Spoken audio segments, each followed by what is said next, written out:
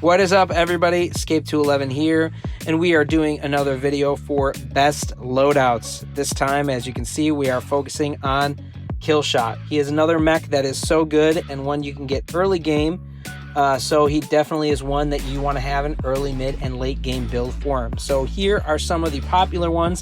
Let's start with the early game.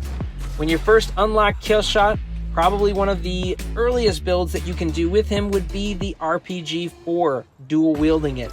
This, similar to the Panther build that we had of the other RPGs, it's just a really solid build, useful in a lot of situations. It's good up close, it's good to about mid-range, so about 100 meters. And in a lot of those instances, it allows you to use your melee dash as well. So it makes him formidable up close and pretty strong mid-range too. So it's just a solid general all-around build. It suffers a little bit for long range, but because Killshot is so fast, he can usually fill that gap or protect himself, so it's still just a really sturdy build. Secondary to that would be the Longarm 8, a single Longarm 8. Now this is not something that you commonly would do in the early game, but if you have RPG 6s unlocked and you can't put them yet on your Killshot, and maybe you have a Juggernaut who's only 6 energy because you haven't upgraded him, it's very possible that you have, maybe a good long arm that's going to do more damage than 2 RPG 4s. So it's not a bad idea to use this, and because it means he can shoot long range, it means it gives him a long range window, and then up close he'd be able to use his melee dash. Now, of course, mid-range and about that 100 to maybe 75, 50-ish meters, he's a little vulnerable because his long arm isn't going to do a ton of damage there, but it's still a pretty viable build that can be very useful for that early game. Now, 2 builds I would not exactly recommend in the early game would be an RPG 4 and a Thermal Lance 4. In theory, the Thermal Lance would overheat someone, and then you could do good damage with the RPG 4 and good damage with the melee dash. Thermal Lance 4 is not a game you're going to want to keep or use later in the game. RPGs you already have to unlock because you're already unlocking some of the RPG line, so using RPG 4s you're going to have to do, and I think dual wielding those instead of unlocking another weak weapon, the Thermal Lance 4 is a better option to go. The other thing that I've seen other people do that probably isn't the best use of resources early on would be dual Javelin 4s. Now, it's not to say that this isn't a great loadout at this point, but you're going to want to save those A coins for the Javelin 6s. They're just a much better weapon, and they're going to be very useful for you. So unlocking the Javelin 4s is not a priority, and I think it's a weapon you could possibly skip altogether. That's not really the same for the Javelin 6s, so you want to make sure you save your resources for it. All right, let's move on to mid-game. At mid-game would be 3 stars, and this is like probably the pinpoint of when Killshot starts being a really good mech. At 12 energy, 3 stars, one of the first builds you'll probably have with him is the RPG-6 dual wielding it. Now this works very similar to the RPG-4s, it's just more damaging. You have more energy, you can put something stronger on him, so why not? It's a solid build to do. So there's not really much else to say about that. However, I will say at this point you probably have your Panther unlocked, and usually a good build for Panther is to use the RPG 6s. So the reason I say to save your A coins for the Javelin 6s is because it's perfect on Killshot, and that is our next build. Javelin 6 dual wielding it on Killshot is amazing.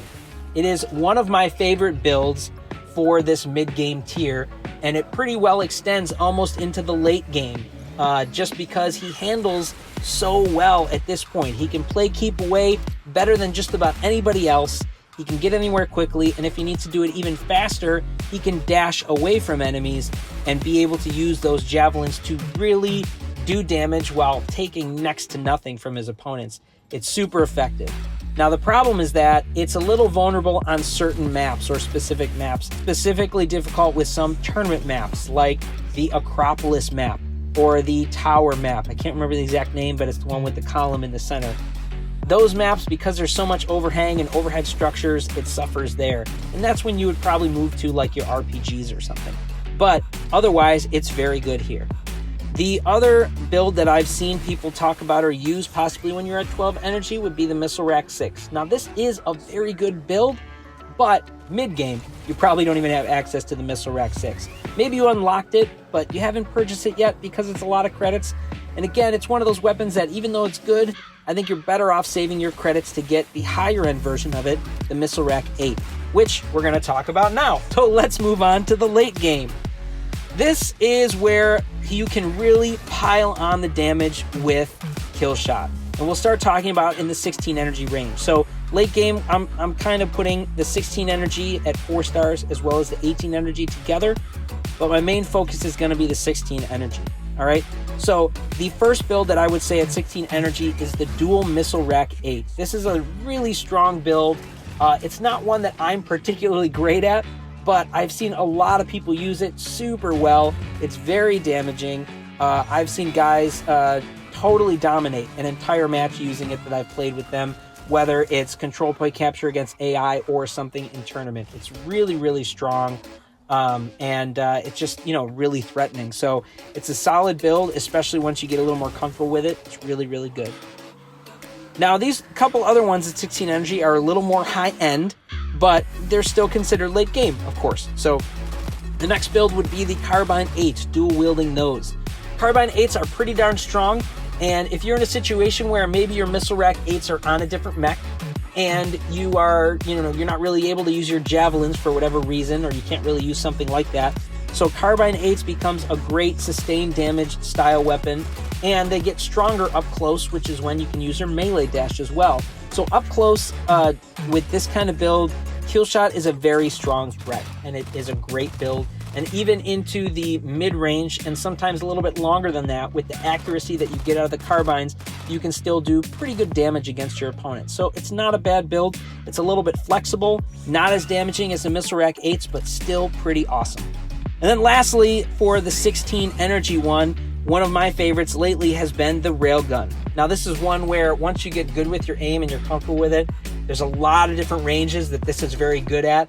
Up to a little bit over 100 meters, the Railgun will reach and do its awesome damage flat against any target, no matter what distance they are within that optimal range. So you can hit enemies that far away, and if they try to get closer to you, you can use your melee dash. It makes them an incredible threat at any one of those distances. The only difficulty I have with this weapon is when I fight enemies with shields. I'll have to waste my precious shots from my railguns to take down shields, which I hate to do. So in those cases, I avoid those enemies when I can, but that's common. You'd want to do that with Killshot in a lot of cases anyway. So that just means you focus for the right targets, find the right ones that you can kill easily with the railgun, and just kill a lot of enemies. It's a really strong build. It's also really good as an opener. Now at 18 energy, that's the max that you will get Killshot at, but it is one that I haven't gotten my Killshot to yet. Mine is only at 4-star at 16 energy. But these are a couple builds that I've commonly seen at that. First of all, it's the Carbine, again, a Carbine 8 and a Carbine 10. Now, mostly I've seen the computer using this, but it is a very strong, very damaging build. So it's one that I think a lot of people could use and benefit from for the same reasons that the dual Carbine 8 works. And lastly, a less common build that you would see would be the Rocket Mortar 12 and the Javelin 6. Now, this seems like an odd pairing, but it actually is pretty flexible and fairly tactical. A lot of people use the long range of the Javelin or of the rocket mortars to handle that distance. Then when people get to about mid-range, they're in the range of the Javelin, and then if they're up close, you can hit them with your melee dash. It's actually covering all different distances quite well, in the sense of covering all damage distances. However, I don't think that I get a whole lot of kills with the rocket mortars. And then if you only have one Javelin 6, you're probably not doing a ton of damage. If they're up close, all you can reliably hit them with would be your melee dash. And I think even though all cover a good range, none of them are extremely damaging at any range. So it's a very all-encompassing build, but it's not one that does amazing damage.